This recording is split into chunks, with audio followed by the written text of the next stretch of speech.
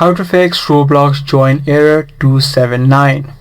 Now this happens mainly due to two reasons, due to your network or your app issues. So the first thing that you can do is first of all check your internet connection and try to switch from your Wi-Fi to your cellular data and vice versa.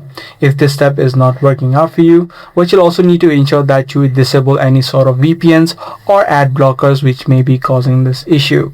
So if none of these are the case for you, then what you need to do is make sure that you clear out the app cache of the Roblox app. So just tap and hold the app, head over to this eye icon. Once you're inside of the settings page, scroll down, head over to storage, and right here you'll be able to see the option which says clear cache. You can simply tap on this option, make sure to remove Roblox from the recent app and try to see if this fixes the issue. If you're still having issues with it, what you need to do is uninstall Roblox from your device and then again re-download it.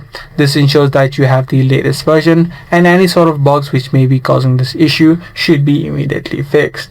So using these few steps, you should be able to fix the Roblox join error 279. I do hope this guide video was helpful. If it was, do let us know by giving this video a thumbs up.